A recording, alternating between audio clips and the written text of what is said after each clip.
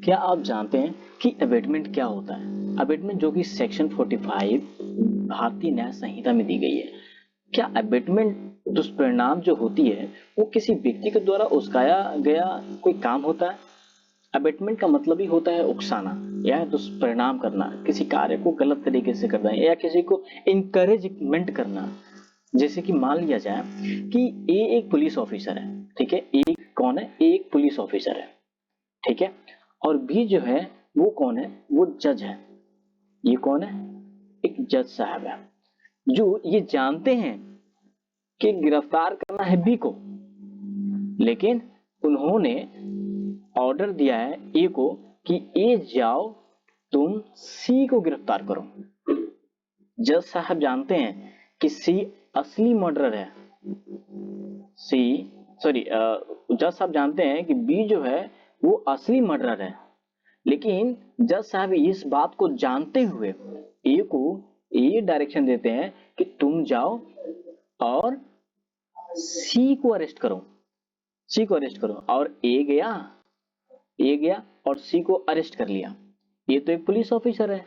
ए को जो आप डायरेक्शन दोगे ए वही काम करेगा। ए वो नहीं बोलेगा कि भाई हम नहीं काम करेंगे, क्योंकि उसका फंक्शनली ही वही है, उसका ड्यूटी ही यही है कि किसी भी डायरेक्शन का कंप्लायंस करना, ठीक है।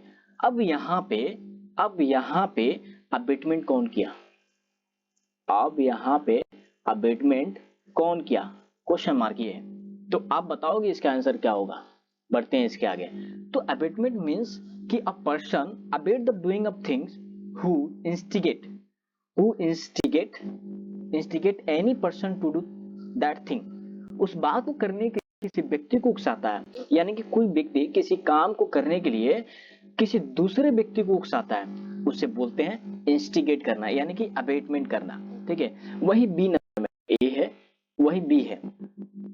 engage with one or more other person और person in any conspiracy। engage जब दो या दो से अधिक व्यक्ति, दो और अधिक व्यक्ति, यानी मान लिया जाए दो है, दो से ज्यादा भी व्यक्ति हैं, ठीक है, एंगेज है, आपस में एंगेज है, या फिर एक षड्यंत्र बना रहे हैं, ठीक है, एक कॉन्स्पिरेसी है for the doing of the thing, किसी काम को करने के लिए, ठीक। और वो काम क्या है?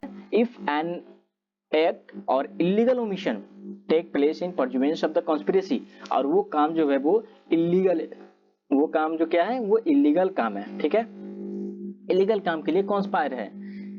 उसके बाद and in order to the doing of that thing, और उस ऑर्डर में ये लोग किसी काम को करते हैं, तो वो भी क्या कहलाएगा? वो भी अबेटमेंट के अंतर्गत आ जाएगा।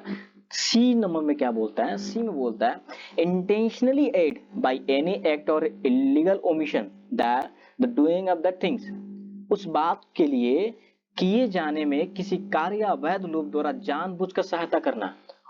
अब जो काम है, अब मान लिया जाए यहाँ पर A B C D E F ऐसे करके 4-5 लोग और हैं। अब इसने कॉन्स्पिरेसी की, इसमें क्या की? कॉन्स्पिरेसी की, और इन सबका इंटेंशन है कि बी की जो शोरूम है उस पर जाके हमला करना है, ठीक है, बी की जो शोरूम है उस पर जाके हमला करना है।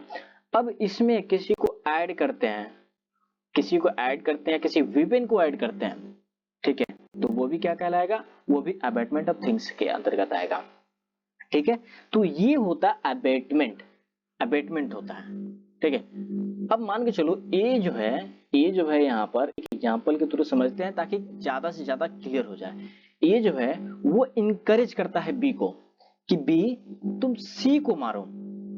अब सी को मारने के लिए ए द्वारा कुछ वेपन्स, कुछ लाठी, कुछ जो मारने वाली चीजें होती है वो बी को लाके देता है, ठीक है। तो इसका मतलब ये है कि बी यहाँ पे इंकरेजमेंट हो रहा है, ठीक है, बी क्या हो रहा है? इंकरेजमेंट हो रहा है। कर कौन रहा है? ए कर रहा है, ठीक है, ए कर रहा है किसको मारने के लिए? तो यहाँ पर सी को मारने के लिए। अब बी क्या यहाँ पर गलती बी की है या फिर गलती ए की है?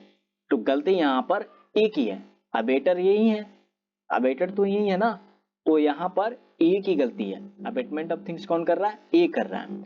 अब चलो मान लो बी ने डेथ कॉज कर दिया, यहाँ पे डेथ कॉज कर दिया, तो इसकी पनिशमेंट क्या होगी? इसकी पनिशमेंट वही होगी जो मर्डर की पनिशमेंट होती है, जो कि मर्डर की पनिशमेंट होती है। ठीक है, अब मर्डर के पनिशमेंट कौन, उसके लिए कौन लाइबल होगा? लाइबल होगा यहाँ पर। ठीक है, यहाँ पर लाइबल होगा, ए लाइबल होगा यहाँ पे। ठीक, तो ये होता है अवेटमेंट ऑफ थिंग, किसी बात का दुष्परिणाम या गलत कर देना। ठीक है, अब एक यहाँ पर जो मैंने यहाँ पे इलस्ट्रेशन दिया था, उसको एक बार और हम क्लियर से समझ लेते हैं। ठीक है, कि आखिर में ये कहता क्या है।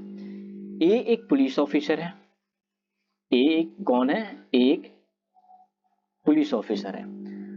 अब यहाँ पर कोर्ट क्या करता है? कोर्ट उसको क्या करता है? ऑर्डर देता है। किसको?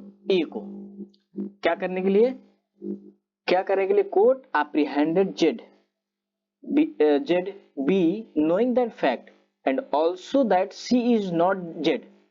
बी जो था, बी वो जानता है, बी यहाँ पर एक पर्सन है, जो बी मान के चलो कोर्ट है। ठीक है, अब बी जो है वो जानता है, या फिर कोर्ट ने ऑर्डर दिया सी को अरेस्ट करने के लिए, मान के चलो। ठीक है, सी ने, कोर्ट जो ऑर्डर दिया सी को अरेस्ट करने के लिए, किसको?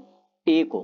अब बी इस बात को जानता है कि सी ही मर्डरर है। ठीक है, लेकिन उसके पास कोई और भी व्यक्ति है जिसका नाम जेड है। बी बोलता है ए से कि भाई यहाँ पर सी नहीं बल्कि जेड को अरेस्ट करने के बोले थे सर। उस पेपर में हेरफेर कर दिए, या फिर उसको इंड्यूस कर दिया, या फिर उसको इंकरेज कर दिया, इतना इंकरेज कर दिया, इतना ज्यादा, इतना कि उसको लगने लगा कि मर्डर सी नहीं जेड है। अब क्या?